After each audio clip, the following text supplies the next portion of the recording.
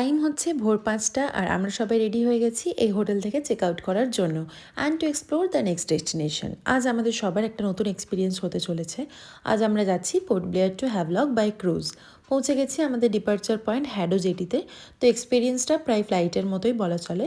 নিজেদের ID proof নিয়ে লাইনে দাঁড়াও, দেন টিকিটস চেক করিয়ে এন্ট্রি অ্যান্ড অ্যাকর্ডিং টিকিটস তোমরা সিটে বসে যাও।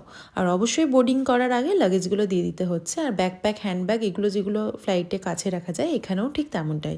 তো আজকের ক্রুজ ছিল গ্রিন ওশিয়ান ওয়ানে ইকোনমি ক্লাসের। আর এই সেকশনটা বেসমেন্টে, তো সাইডে এরকম স্ক্রিন দেওয়া আছে 4-5টা লাইভ দেখার জন্য। যদিও নিচে কেউ আমরা বসেছিলাম না, সবাই ওপরে বেরিয়ে এসেছিলাম। এই জায়গায় দাঁড়িয়ে তোমরা ভিউ নিতে পারবে। আর এর থেকেও মজার হলো এর ওপরে, যেমন এই জায়গাটা, এখানে ছিল ডান্স ফ্লোর। তো আমরা সবাই এখানে খুব মজা করেছি। বাট ক্রুজে আমার একটুখানি গা পাক দিচ্ছিলো। যতবার ক্রুজে চেপেছি এই পুরো আন্দামান ট্যুরে, সববারেই কিন্তু খুব আনইজি ফিল হয়েছে আমার। অনেকের ভমিটিংও হচ্ছিল।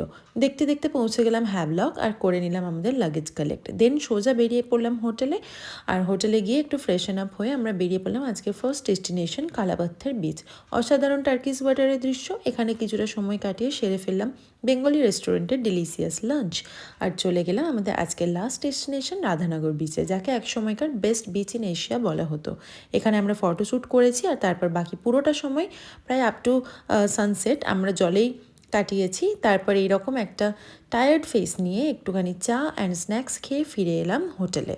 অ্যান্ড আমাদের হ্যাভলকের স্টেইংটা ছিল এলডোরাডো বিচ রিসর্টে। আর এই রিসর্টের নাম শুনেই বুঝতে পারছো যে এখানে একটা প্রাইভেট বিচ রয়েছে। আর রাতে সমুদ্রের সাউন্ড, তার সাথে এরকম একটা মৃদু হাওয়া, একটা আলাদাই লাগছিল, পুরো একটা মনোরম ব্যাপার। তারপর চলে গেলাম আমরা সোজা ডিনারে। চলো তোমাদের সঙ্গে দেখা হচ্ছে আমার পরের ভিডিওতে। Till then take care and bye by.